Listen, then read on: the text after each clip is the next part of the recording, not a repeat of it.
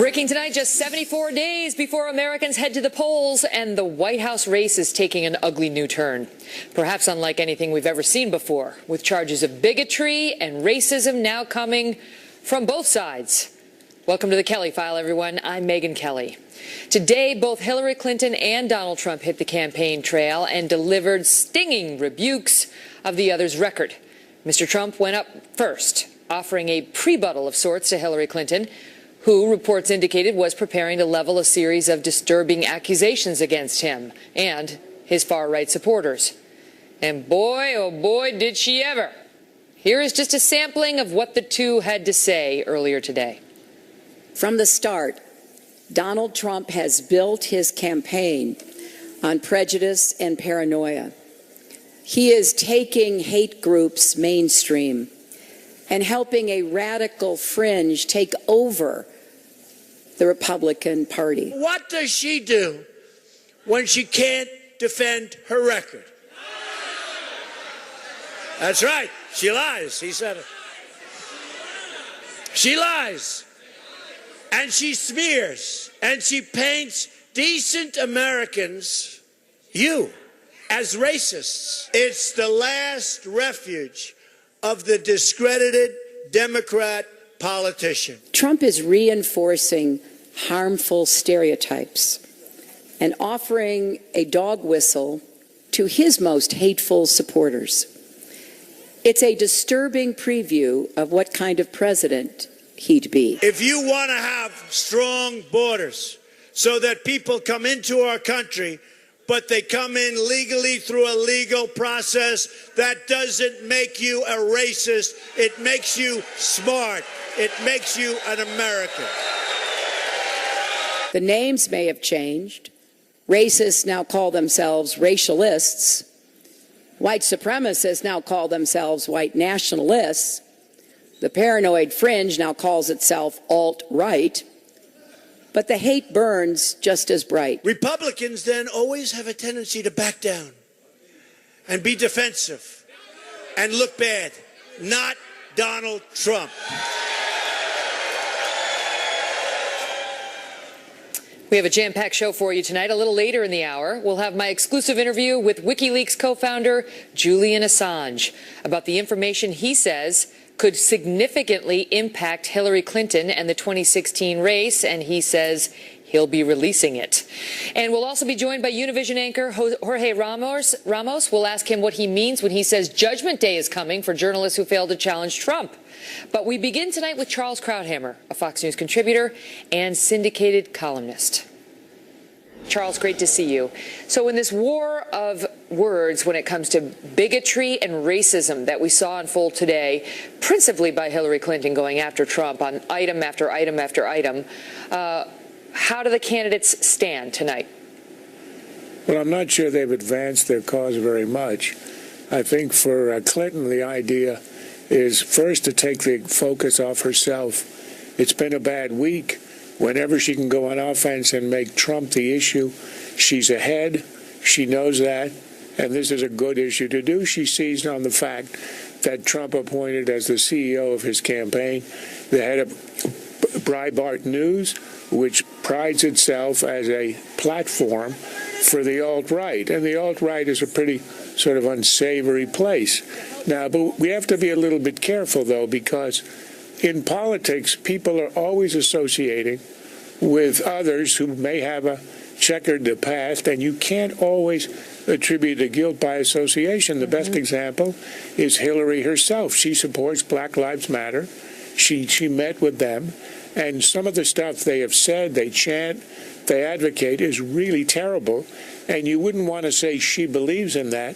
So I think it's a big step to then attribute some of the alt-right views to Trump himself. I thought where her speech was strong is when she quoted him, like with the so-called Mexican judge, or when she mentioned the fact that when Trump was asked to disassociate himself from David Duke, he at first refused to do it. He had to do it later. So I think those were the powerful points. But the broad brush stuff, the associational stuff, I think was way over the top. On Steve Bannon, who headed up Breitbart, and she listed some of the headlines off of Breitbart, which are controversial. You know, since he took over the Trump campaign, Trump's done a lot of outreach to the mainstream. I mean, he's given a lot of speeches that have been praised, and he's been on message quite a bit more than he was prior to that. So, you know, she's sort of using that, some headlines to try to take down the man. So far, the man seems to have helped Trump. But I want to ask you about the counterattack, because he comes out and says something that a lot of Republicans have felt for a long time, which is the Republicans never fight back. For years, they have been painted by the Democrats as racist. Everything they do is racist. And he stands up there and sort of uses this to his advantage by saying, not me. Those days are done. Well, look, like you, I've seen this now for endless election cycles. The Republicans are always given that broad brush. Many of them are afraid to defend themselves. Many of them go overboard. I mean, John McCain, for example, very honorable when he ran for president. Remember at that time when he interrupted a supporter and said, no, Obama's a good man, he's not a Muslim, stopped him cold.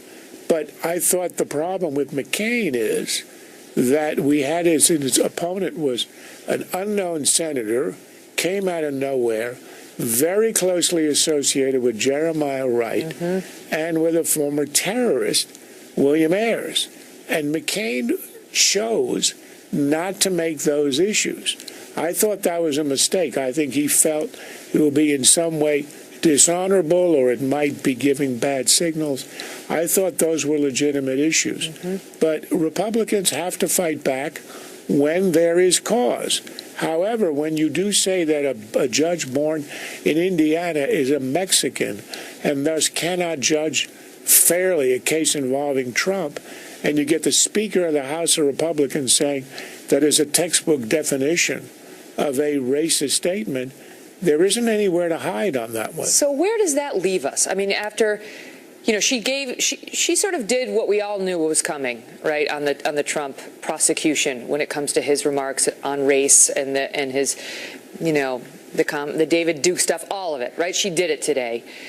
And then he did what he could do in response. He says she's a bigot. He says this is just calling a Republican racist, as they've done, you know, in the Democratic Party. So where do we stand now? Has it changed the race at all? I don't think it changes anything. This was sort of like a double smear. This is the kind of campaign we anticipated. These are the two most unpopular candidates for the presidency that you and I have ever seen. And we know the only way to win is to go negative. And there's no way to go more negative in contemporary America than to accuse somebody of being racist. So I'm not surprised. I don't think it's going to have an effect. I'm not sure. I mean, people expect this kind of rhetoric, and they see it as rhetoric. I don't think this is going to be determinative in any way. And what's ironic, as you pointed out, is this is all happening when McCain is making the turn. Not Trump. McCain. Trump. That's quite a leap right there. When Trump is making the turn to being soft and moderate and inclusive, reaching out, abandoning the deportation, making speeches about minorities. So this is at a very odd time in the campaign when you've got McCain making a complete turnabout, particularly on immigration. Trump again. And she is still on the old playbook. McCain is in your head. John McCain is in your head tonight, Charles. You should talk to your psychiatrist about why that is. I think that's because McCain's immigration policy is now coming out of the mouth of Donald Trump, and I'm completely confused. The two men, they have the same, wow, who'd have thought? Charles, what a pleasure. Thank you, sir. My pleasure. Ann Coulter just somewhere got a shiver down her spine about that whole possibility. Well, to add to the angry words about race from these two candidates, we today saw the Clinton camp release a new and ugly political ad. Watch. The reason a lot of Klan members like Donald Trump is because a lot of what he believes, we believe in. We'll show you how this ends when Bill Burton and David Wohl join us next on the fight over this message. Plus, in tonight's exclusive interview with WikiLeaks founder Julian Assange, he goes further than ever before when we asked him about the recent murder of a DNC staffer. Don't miss this. Trying to read you, Julianne, and whether you, I know you don't want to reveal your source, but it certainly sounds like you're suggesting a man who leaked information to WikiLeaks was then murdered. Unleashes what could be her most controversial attack yet against rival Donald Trump. The Democratic nominee unveiling a new campaign ad today, tying Mr. Trump to the white supremacists who have voiced support for him. The reason a lot of Klan members like Donald Trump is because a lot of what he believes, we believe in. Donald Trump would be best for the job. For president. Yeah. I am a farmer and white nationalist. Support Donald Trump. Sending out all the illegals, building a wall, and a moratorium on Islamic immigration. That's very appealing to a lot of ordinary white people. Voting against Donald Trump at this point is really treason to your heritage. Will you unequivocally condemn David Duke and say that you don't want his vote or that of other white supremacists? I don't know anything about white supremacists, so I don't know. Trump named Steve Bannon as his new campaign CEO. Mr. Bannon is best known for his controversial Breitbart News, a campaign chair that ran a website that has become a field day for the alt-right, which is racist and all sorts of other ists. The alt-right, which is a sort of dressed up in suits version of the neo-Nazi and white supremacist movements. A lot of what he believes, we believe in. Joining us now, Bill Burton, the former Deputy White House Press Secretary under President Obama, and David Wohl, an attorney and Trump supporter. David, let me start with you on your reaction to this. Yeah, Megan, I think it's a diversion tactic from a campaign that is imploding on multiple levels, from the email scandal to the Clinton Foundation disaster to the now October surprise from the inimitable Mr. Assange. Megan, I got to tell you, this is really bad for her, and she can't discuss the issues because the issues bring too much criminal liability for her. So what she's doing now is crossing the line from legitimate political discourse into actionable defamation, not just against Mr. Trump, but against his millions of supporters, good, hardworking people, non-racist, people that are great Americans. Her campaign is slandering them in an effort to gain political mileage, and it's a horrible idea. My suggestion is she delete it and issue a formal apology to Mr. Trump and his supporters. Bill, can you really pin on Trump the fact that some of these white supremacists support him any more than you can pin on Hillary the views of every supporter behind her? Well, I think when you look at Donald Trump, you look at his actions in his business career as a politician, his rhetoric on the trail, the people that he's hired.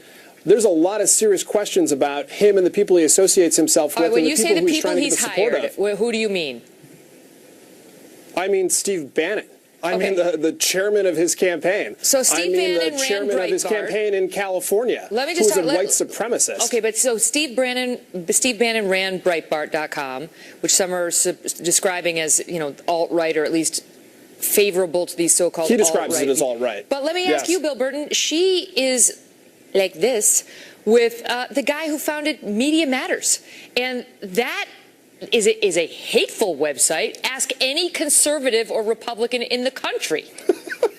Then we were talking about different things. Because conservatives don't agree with what Media Matters has on its website does not make it a hate website. It means they disagree with it. My point is it's in the eye of the beholder, and the way that it is Bill, misogynist but misogyny and racism are bigger than just political disagreements. Go ahead, David. There are differences that are large. The Black Panthers in 2008 and 2012 supported Barack Obama. Does that make Barack Obama a racist? I certainly don't believe so. You cannot control the people who support you. Because some knuckleheads from the KKK decide that they like Donald Trump, he doesn't agree with their positions on any level, obviously. And the Breitbart.com, you know how many people have written for Breitbart.com that actually are regular guests on Megan's show, including me? It is not a racist website at all. It does not. It is Greg Gutfeld. But he was great friends with Andrew Breitbart. So was I. Well, Andrew Breitbart was a great man, but the website has obviously changed a lot since Andrew's death. But the point is, Bill, if you're going to start tying, so Steve Bannon, he has a successful website that he bought, and it's had some incendiary headlines. But that offers a venue for racist and misogynist language. Media Matters has taken a lot of controversial positions too. For example, they just had a headline recently that said Trump Trump is a terrorist recruiting tool. Guess what? That's a controversial thing to say to probably about half the country. So let's just stick to the issues as the criticism, CIA Bill. says that. The CIA Reverend and the national Wright, security Bill? community actually say that. So that may be controversial, and Media Reverend Matters Wright? may write things that Republicans don't agree with, but that You know doesn't what? mean that it is racist and bigoted Breitbart writes things and that the sexist Democrats against don't women. agree with. But listen, here's my question to you, Yeah, Bill. because Democrats fundamentally stand against misogyny. They fundamentally stand against racism. Well, that's a good position. And Donald Trump does as well. But Thank listen, you very much. Which Breitbart I don't know if you've does not take. noticed. Okay, wait, I'm going to let you pick it up in a second. But, Bill, should she be doing this? Should she, you know, she did the speech today. 100%. Get out there, you make it speech, go 100%. for it. But the ad? My question is the ad getting too down into the gutter? Here is the great thing about both the ad and the speech that Hillary gave today. It is mostly rooted in the things that Donald Trump has done and things that he has said and things that his supporters have said.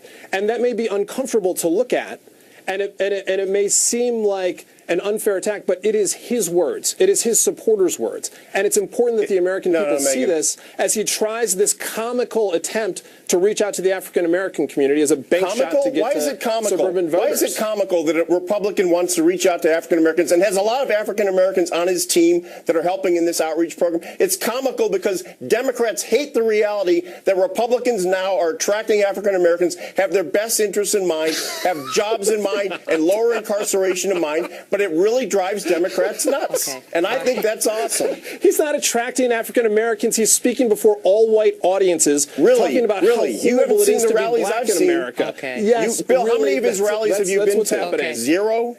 Well, I'm no, not that's invited. been a criticism I'm of not Trump's invited. message this past week That that he's doesn't trying, that surprise he's not speaking in front of groups of African Americans and bringing this message, that he's speaking in front of white people, and he's trying to win over sort of moderate It's white it's not voters. a credible Anyway. attempt. You know what, Megan? Here's the Great to see you reality. both. Hillary Clinton's going to bring African Americans 4 more years of.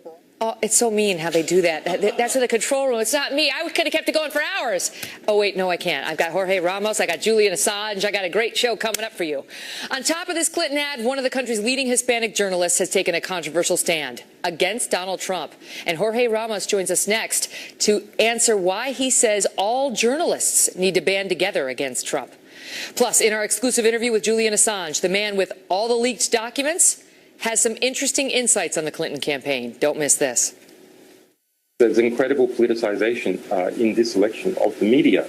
And it is a bit concerning, the allegations that by the Clinton campaign that everyone is a Russian agent are really disturbing. From the world headquarters of Fox News, it's The Kelly File with Megyn Kelly. Well, we've been covering today's highly charged accusations of racism and bigotry in this White House race, and it comes as one of the country's leading Hispanic journalists has issued a controversial call. You may remember Jorge Ramos getting national attention after he was forcibly removed from a Trump event exactly 1 year ago today. Now he's getting national attention for calling on his fellow journalists to drop their impartiality when it comes to candidate Trump, writing, quote, "It doesn't matter who you are, a journalist, a politician, or a voter. We will all be judged by how we responded to Donald Trump." Jorge Ramos is a news anchor with Univision and author of Take a Stand. Jorge, great to see you again. So what do you mean by that? Because you come out specifically and say neutrality is not an option, even for journalists. Explain. I think so. I think neutrality is not an option when you, as a journalist, are confronted with racism, discrimination, corruption, public lies, dictatorships, or violations of human rights. I think Eduardo Moro and Walter Cronkite, they got it right. There are certain instances in which you have to take a stand. And for instance, you did it in that first questions, in that first debate, when Donald Trump was confronted with the fact that he had insulted women, and you took a stand. That's exactly what I'm saying. Well, but let me ask you about that, because I'm not saying that we should put didn't. aside Well, let me ask you about that, Jorge. What I'm saying is that neutrality is not an option. That was not, but that was not me taking a stand. That was me asking a question. I identified an issue and thought it worthy of a question. It wasn't. Here's what Megyn Kelly thinks of you, Donald Trump. Is that what you're advocating, that we as journalists should inject our opinions and say that's racist or that's sexist? No, what I'm saying is that in certain instances that I just mentioned, including racism, sexism, and discrimination, I think we have to take a stand. I understand. If you're interviewing somebody and they drop the N-word on you, you stop and you say, inappropriate. You don't talk like that in this broadcast. But you know, Trump and his supporters would say it's in the eye of the beholder. And they think that it's not racist to try to protect our borders and you know, build a wall and deport people who came into the country illegally. You disagree with that. So it is injecting a journalist's opinion when it's not staring you in the face, black and white. It is not exactly an opinion. I don't know if Donald Trump is a racist. I don't know what's in his head, but I do know what's coming out of his mouth. And when he says that Mexican immigrants are criminals, rapists, and drug traffickers, that's a racist remark. When he says that a judge, simply because of his ethnic heritage, cannot be part of a case simply because of that, simply because he's Latino, that's a racist remark. And I think we as journalists, we have to call it out. Okay, so, now, but here's a question, here's a follow-up maybe question. Donald Trump does not consider himself a racist, but 73% of Latinos think that he is. Okay, but 70% of the American public think that Hillary Clinton is a liar. So by that same token, what are we supposed to do? Every time we're supposed to do a story about Hillary saying something, should we be saying, by the way, she's a liar? She's a liar. Liar Hillary Clinton. I mean, you see, you sort of go down the rabbit hole once you start injecting these judgments on the candidates as a journalist. More than judgments, I think it is our social responsibility as journalists to confront those who are in power. But your detractors have said you have a daughter, Paola, who's working for the Hillary Clinton campaign, and you know, did you disclose that in your opinion piece, pushing for journalists to quote take a stand? And is this personal for you in that way? I think it's a fair question, and I've disclosed that Paola works for the Hillary campaign many times. Every time I've talked to Hillary Clinton, before I do that, I've disclosed that. It's on Univision webpage. So in other words, that's her decision, and I have absolutely nothing to do with that. Jorge, great to see you. Thank you, Megan. Joining me now with reaction, host of Fox News Media Buzz, Howard Kurtz. Howie, good to see you. Your reaction to Jorge's position. Well, when Jorge Ramos says neutrality is not an option, excuse me. Well, hey, it stopped being an option for him years ago, especially after he staged that confrontation with Donald Trump last year, and when he started shouting at him, you can't build a wall, and was still yelling, and security escorted him out. The problem, Megan, is there are a lot of American-born journalists, publicly and privately, who agree with Jorge Ramos when it comes to Donald Trump. Well, I mean, there's a question. You say he staged it. He had been trying to get an interview with Trump. He'd been denied. He wanted to confront him on some controversial statements Trump had made. Listen, as a journalist, I see no problem with showing up at the rally and shouting your question at a guy who's dodging you. We do that to Hillary Clinton, too. But he didn't stop shouting. She won't talk to anybody. He kept shouting and shouting and shouting. Then when he took positions, it became advocacy instead of journalism. That's true. But his point, what about, I mean, his point is, this is him. He says, you have somebody making racist statements. You have somebody making misogynistic statements. You have an obligation to call it for what it is. And take my example I used with him, Howie. If somebody comes on in an interview and says, so-and-so is the N-word, no journalist is going to let that slide. Jorge sees Trump's statements the same as that. I have no doubt that he is sincere in his heartfelt opposition to Donald Trump. What he says, though, reminds me of what Jim Rutenberg, the New York Times media columnist, argued when he said that for journalists who view Donald Trump as dangerous, they are moving closer to being oppositional. And I've got to tell you, I feel really strongly about this. That does not feel or look or smell like journalism. You want to be oppositional, you feel so strongly that Donald Trump should not be president because you think he is racist or evil or a threat to Western civilization, fine. Quit your job, go crusade against him, become an op-ed columnist, whenever. Don't use the cloak of an anchor at a major network and pretend to be a journalist if you are opposing one candidate in a presidential race. Because once you do that, once you decide Trump must lose, he's bad, he's racist, he's whatever, then what happens when something like the WikiLeaks documents come to you and you get all sorts of information on Hillary Clinton? Do you bury it? Do you say, I don't want to hurt her, so I'm not going to disclose this? You start walking down a very dangerous dangerous avenue. Exactly. You pull punches word. against the other side. Great to see you. Exactly. Great to see you, too. Well, speaking of WikiLeaks and Julian Assange, our exclusive interview tonight with him, and there are new questions this evening about the unsolved murder of this DNC staffer and the leak of those damaging DNC documents we saw at the Democratic National Convention, and whether these two things may be connected. In part 2 of our exclusive interview with WikiLeaks co-founder Julian Assange, he goes further than he ever has before on why he is so focused on this particular murder. WikiLeaks, in fact, offered $20,000 for information leading to the arrest of Seth Rich's killer. Why are you so interested in Seth Rich's killer?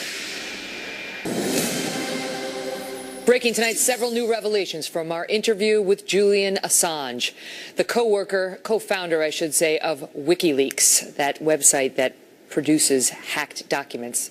The hacking's done by others. Last month, WikiLeaks shaking up the Clinton campaign, releasing damaging, leaked information just 2 days before the Democratic National Convention, forcing 5 top DNC officials to resign, including Debbie Wasserman Schultz.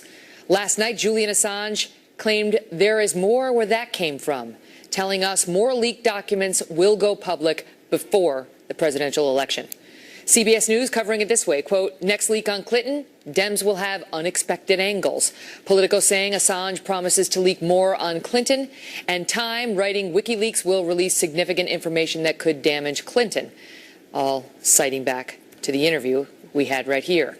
In moments, part 2 of our exclusive interview with Julian Assange. But first, Trace Gallagher brings us up to speed on this controversial man. Trace?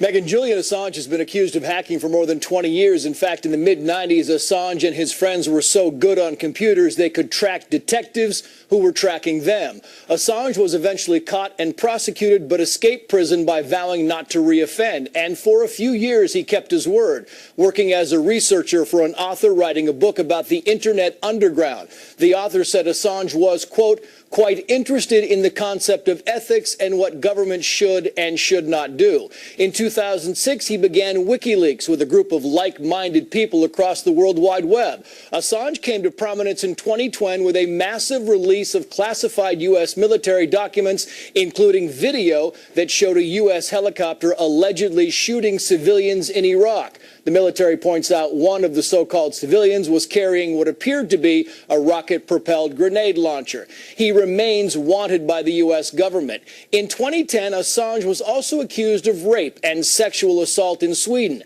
The assault allegation had been dropped. The rape accusation stands. Assange claims the encounter was consensual, but fears that if he turns himself into the Swedes, he'll wind up extradited to the U.S., so he remains holed up at the Ecuadorian embassy in London. In July, WikiLeaks released hacked emails that showed the Democratic National Committee favoring Hillary Clinton over Bernie Sanders. That leak forced DNC National Committee Chair Debbie Wasserman Schultz to step down. And now Assange is threatening an October surprise for Hillary Clinton, promising to release documents that could affect the election. Watch. It's a variety of different types of documents from different types of institutions that are associated with the election campaign. Some quite unexpected angles that are quite interesting. Some even entertaining. Assange is promising to release the documents before the election, not so much to drop a bombshell at the perfect moment, but to fully vet the documents so they cannot be easily dismissed. Megyn. Trace, thank you.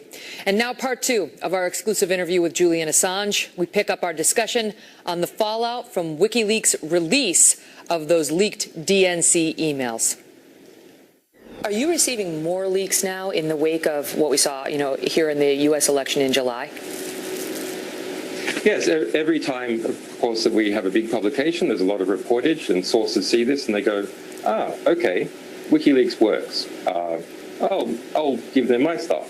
So that's a good thing.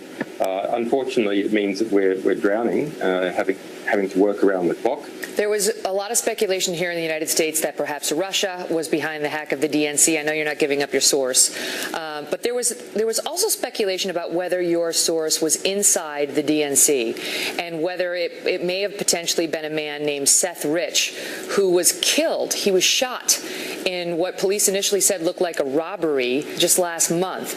You came out in an interview with Dutch television and mentioned Seth Rich in a discussion about whistleblowers and the need to protect them. And WikiLeaks, in fact, offered $20,000 for information leading to the arrest of Seth Rich's killer. Why are you so interested in Seth Rich's killer?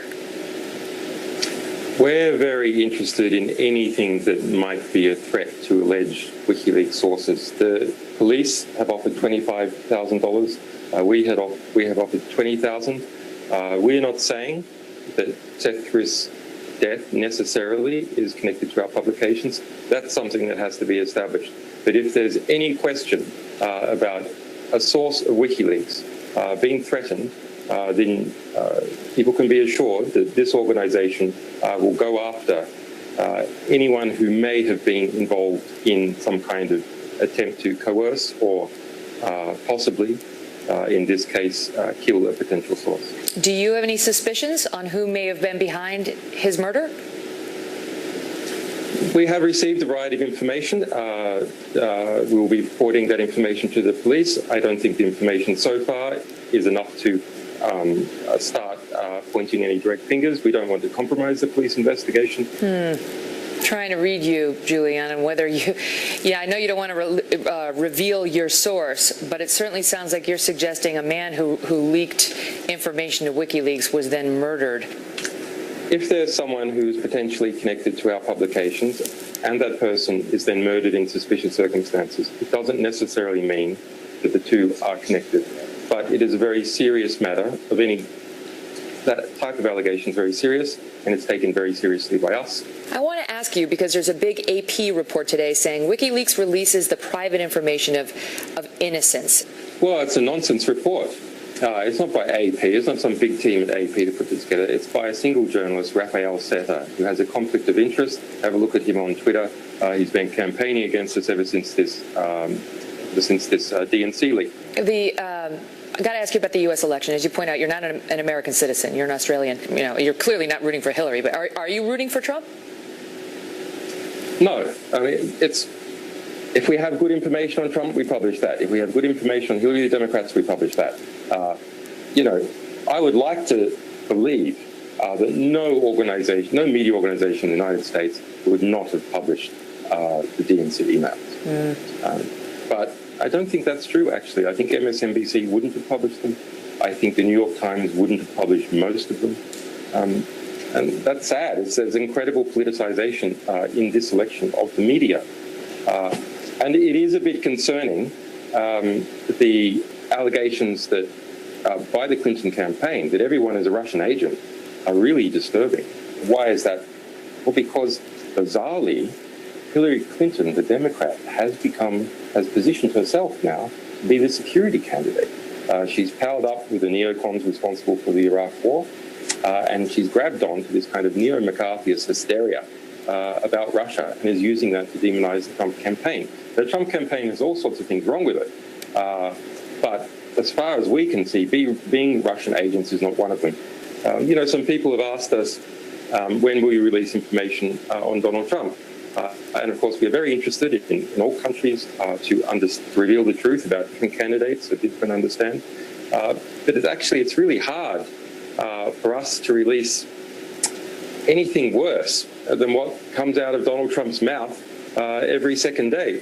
I mean, it's part of his charismatic appeal that he speaks off the cuff. But that's difficult for Donald Trump to overcome a lot of those things, even with a lot of great material coming out by WikiLeaks or other publications. Right, and you don't do the hacking. You just do the releasing. And And, there have been some leaks about our military, including one back in 2007 that was controversial. You guys released video of an Apache helicopter in Baghdad, and sure enough, the United States had killed 2 Reuters photographers, and some children were injured. And WikiLeaks, we saw that thanks to video that you guys released. But the military came out later and said it doesn't show the full context, and they say RPGs were found. Ground troops leader discovered 2 RPGs, an RPG launcher, a rifle where this group had been clustered. Look, we had a clear result. The US government had to admit in court under oath in 2013 that not a single person that it could find had been harmed as a result of our disclosures. Do you need to be more careful? What say you to the charge that these releases need to be screened better by WikiLeaks if you're going to do it at all? Well, let's back step. So what exactly is the allegation here? The allegation is that WikiLeaks is publishing too much true information. But private, confidential information. Half of that, we agree. We publish a lot of information, and it's had a perfect record so far. Julian Assange, the man who may hold the October surprise, or perhaps September. We'll have to wait to find out. Thank you so much for being here. Thank you, Mika. Well, you just heard Julian Assange talk about the mystery behind the murder of DNC staffer Seth Rich. This just happened on July 9th. So we did some digging on the case, and we will show you what we found right after this break. Don't go away. The biggest revelations in our interview with the co-founder of WikiLeaks, it came when Julian Assange talked about the mysterious murder of 27-year-old DNC staffer Seth Rich, saying WikiLeaks is very interested in any, quote, threat to alleged WikiLeaks sources. Trace Gallagher is back with more on this unsolved case. Trace? Megan, Seth Rich had been working for the Democratic National Committee for 2 years and helped develop a computer program to make it easier for people to find polling places on Election Day. Just days before he died, Rich had been chosen to work on Hillary Clinton's campaign. Julian Assange has never indicated that Seth Rich played any part in slipping DNC documents to WikiLeaks, but as you heard, Assange has mentioned Rich's name when talking about the risk that WikiLeaks sources take. Just over a month ago on July 10th, Seth Rich was gunned down at 4 o'clock in the morning near his home outside of D.C. In the hours before the shooting, Rich was seen drinking at a bar and heading to an after-hours club. 19 minutes before he was shot, Rich was on the phone with his girlfriend. Police say they have no suspects, witnesses, or motive, though they are looking at attempted robbery, even though his watch, wallet, and credit cards were not taken. 2 weeks ago, D.C. Metropolitan Police said there was no indication that Seth Rich's death was connected to his employment at the DNC. And sources involved with the DNC leak investigation told Newsweek that Rich had been ruled out as having any part in the hack, and instead the focus was on a foreign government, namely the Russians. Neighbors of Seth Rich say they had long been complaining about a surge in neighborhood crime. Megan. Trace, good to see you. Joining me now, Mark Thiessen, a Fox News contributor and former chief speechwriter to President George W. Bush. The question, I want to get to WikiLeaks in a second, but the question remains, if Seth Rich had nothing to do with it, either and didn't leak to WikiLeaks and wasn't thinking about leaking to WikiLeaks, why is Julian Assange so interested in his murder? Because Julian Assange is a megalomaniac who wants to associate himself with anything that makes news. I mean, Julian Assange is a criminal. He's released thousands and thousands and hundreds of thousands of unredacted classified documents. He loves being in the media. He loves being in the spotlight, and so it wouldn't surprise me at all that he would try and associate himself with this and make a story out of it. So he's trying to stoke the fire there and have people jump to the conclusion that this was more than a neighborhood robbery. It seems that way. Again, we don't know. We don't know. Maybe there is something to it, but we don't know the answers to these questions. But if there isn't anything to it, it doesn't surprise me that Julian Assange would still try and stoke the fire. Absolutely. The D.C. police, just so the audience knows, they've said at this time there's no indication that Seth's death is connected to his employment at the DNC. However, we welcome information that could potentially lead to the identification of those responsible. So they are pursuing all leads on this. Mark, Julian, he says over and over, like, we've never been wrong. Everything we've released has been, we've never gotten it wrong in 10 years. That's not the complete story. No, it's not the complete story. And what we're seeing right now, what's happening is the Democrats and Hillary Clinton are experiencing something. There's a word for it. It's called blowback. So Assange is a criminal. He's damaged national security, released hundreds of thousands of unredacted classified documents that have harmed national security, and the Obama administration, during the course of its entirety, has done absolutely nothing about it. When Assange Well, they opened up a criminal investigation on him.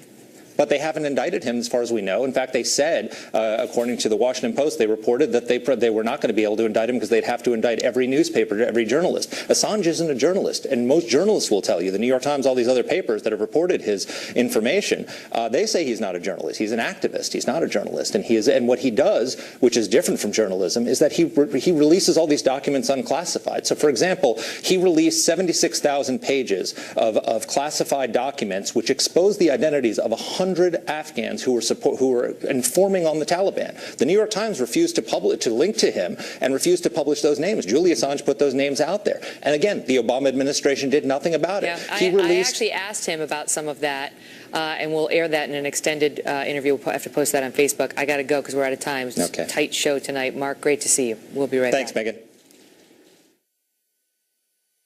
I believe the information in your possession could be a game changer in the U.S. election. I think it's significant. Should Hillary Clinton be worried? Facebook.com/The Kelly File. Good night.